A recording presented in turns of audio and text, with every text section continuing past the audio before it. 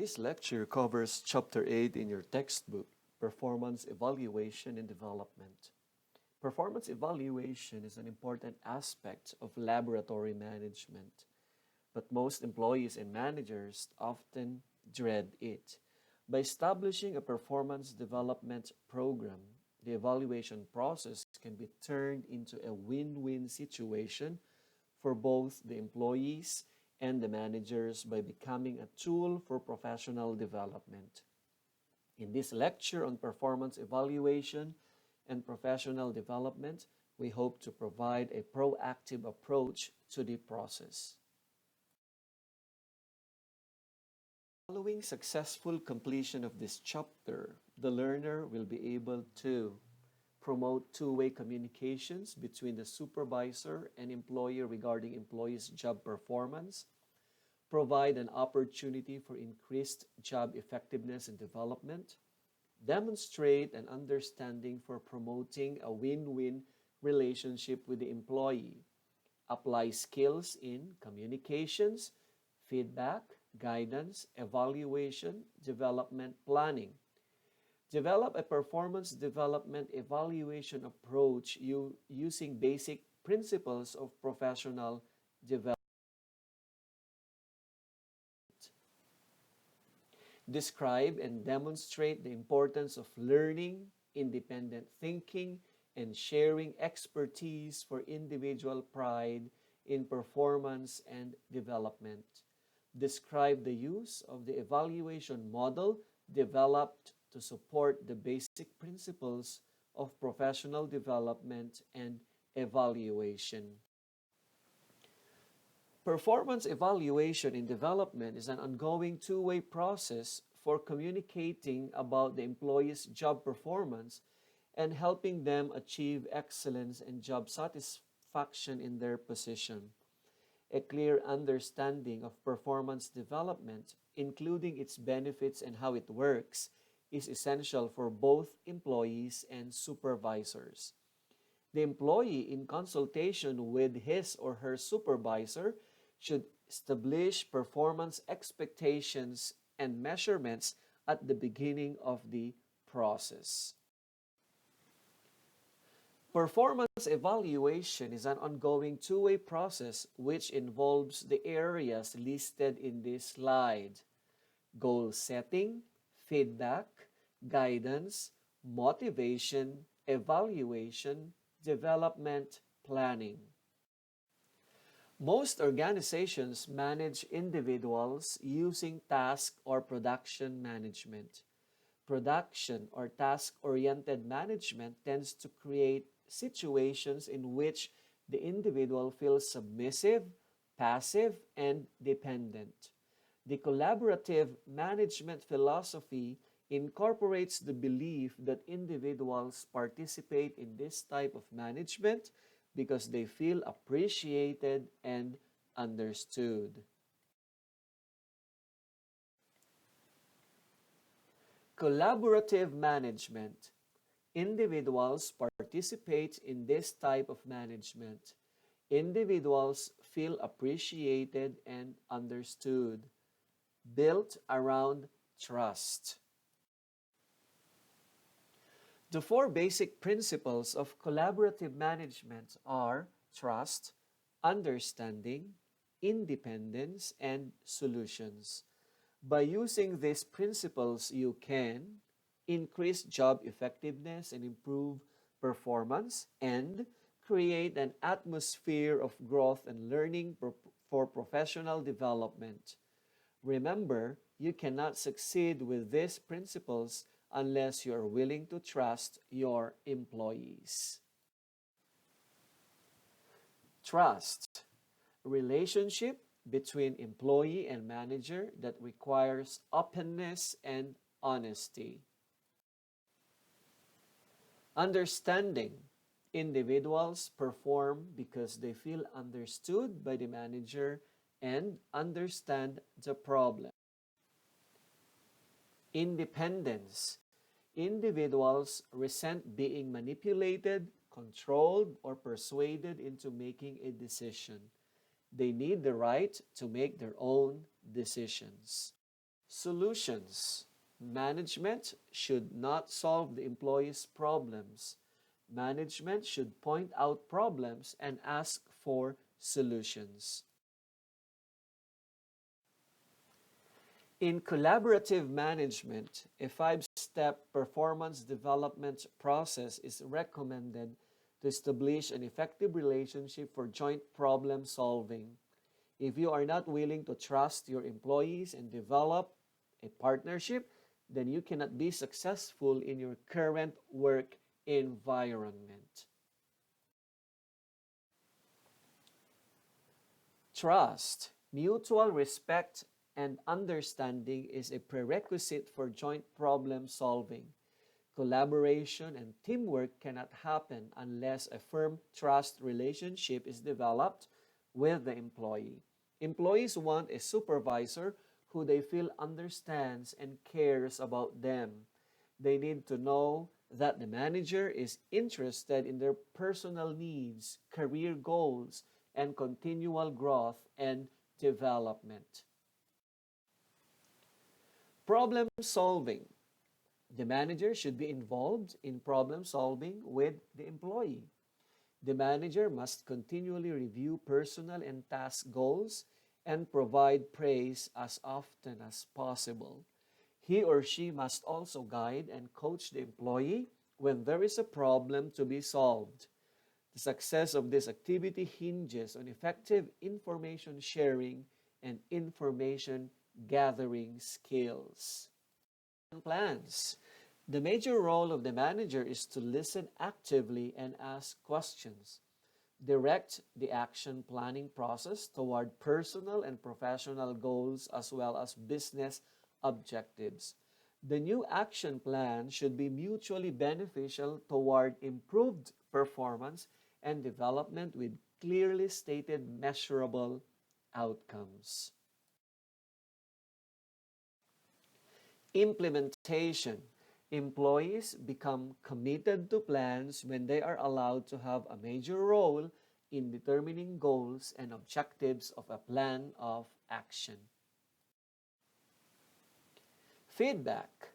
The supervisor must continually seek feedback from the employees and provide support in order to monitor the plan and desired results. The supervisor uses feedback skills by responding quickly with praise when results are positive and quickly to situations needing plan corrections before they become a problem. Managers cannot promote professional development unless they understand people. They need to be aware of the importance of recognizing differences both in learning and behavioral styles. In learning how to learn, successful managers are distinguished by their ability to adapt and master change within the organization. Individuals have different behavioral styles and process information in different ways, which often creates tension. The collaborative manager must be able to perceive these differences and adapt to them to use employees' abilities most effectively. Managers must keep tension at a minimum. Communication skills need continual learning. It is the single most important skill we often fail to master both personally and professionally. The following slides will provide an overview and framework for improving communication skills that will assist managers in the evaluation and professional development process. This would include questioning, listening, image, voice tones, and feedback skills. How to ask questions requires practice. To coach the employee successfully, the manager must have the ability to ask the right question at the right time. The supervisor must attempt to be objective to be successful at listening. Listening is not simply hearing. Managers who are poor listeners will miss messages and opportunities and perhaps address the wrong problems. How others see you often determines how you will be treated. It is important to develop an image and style that promote trust. To accomplish this goal, the manager must pay attention to body language, how you walk erect and strong, shake hands firm, eye contact direct when appropriate. Always consider culture preferences, approachable, smile or pleasant expression. Clothing and accessories, neat and professional, in moderation with current business standards. Demonstrate competencies with respect to knowledge, skills, and ability regarding the field of expertise. Flexibility requires recognizing differences and willingness to accommodate individual preferences when appropriate. The manager will need to sometimes negotiate and ensure that everybody wins. He or she must be understanding, reasonable, and tactful. The exact word said with a different vocal emphasis can have significant different meanings. To communicate effectively, the manager must be aware of not only the way to say things, but also of the vocal intonations of others.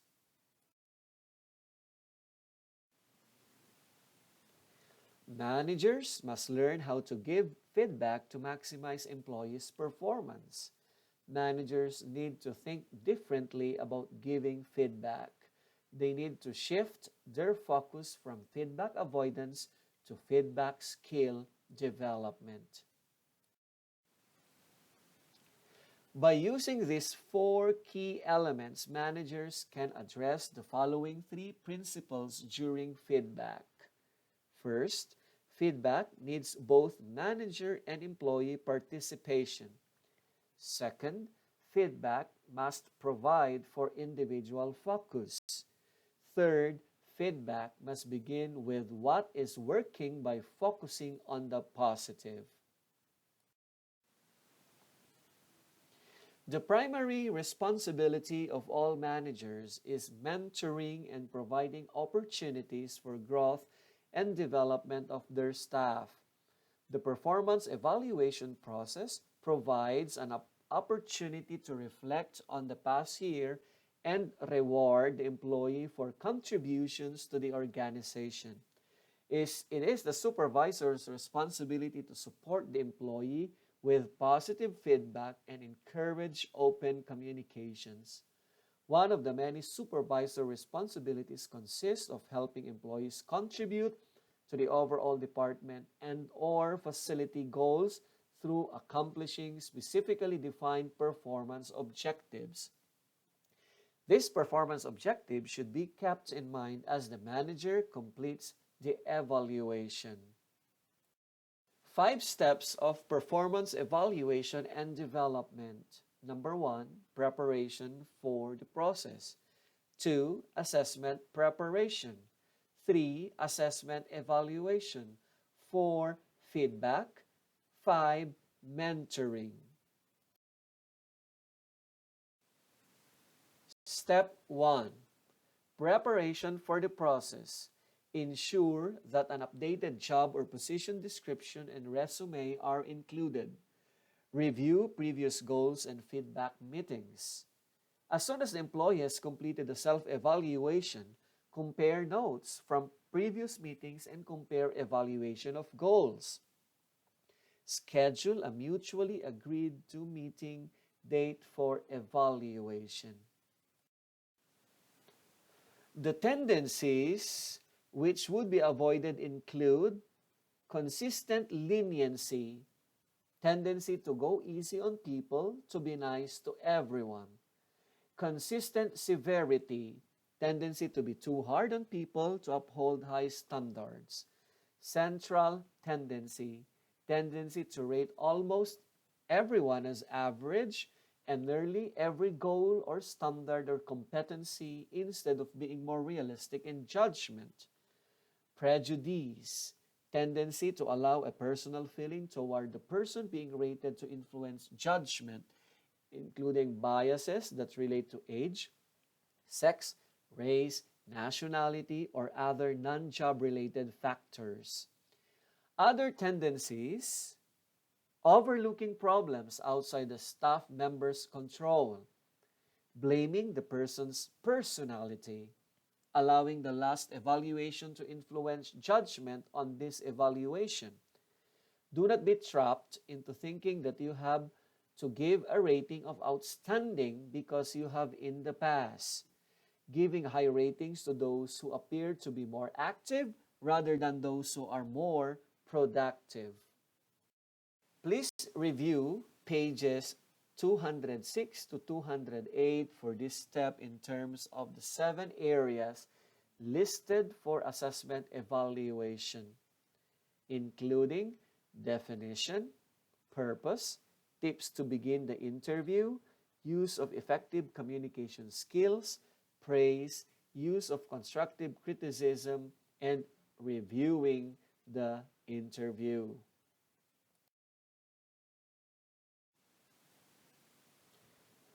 Continue to give feedback consistently throughout the next appraisal period.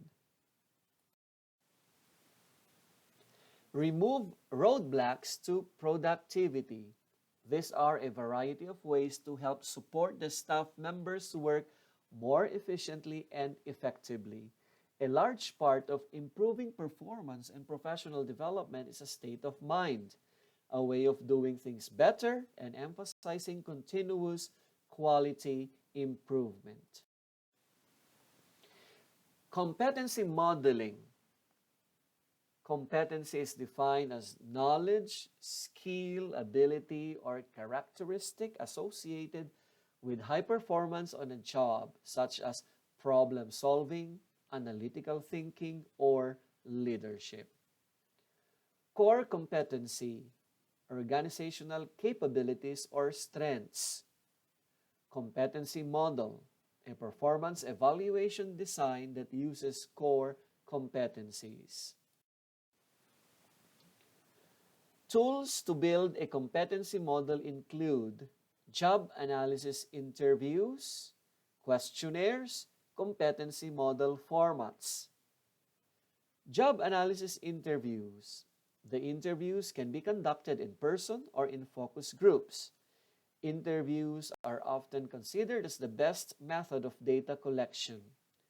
Questionnaires, normally used when there are many employees to be interviewed. It is critical, however, to have appropriate questions, a sufficient sample return, and results analyzed for accuracy. Competency model formats. Some models use statistical data to describe the competency requirements in specific detail and use less detail in the competency descriptions. This lecture has covered performance evaluation and development. The performance evaluation can be an excellent tool for professional development of both employees and supervisors. By using this program, employees can be introduced to the basic principles of professional development, which are built on the foundation of a commitment to learning, independent thinking, a willingness to share expertise, and the development of professional pride. Specific performance and measurable results are used to establish a common understanding of the employee's performance, strengths, and weaknesses. Performance discussions are based on previously agreed to job-related factors important to the overall success on the job. Performance discussions are highly individualized and reflect employees' unique goals, abilities, and development needs.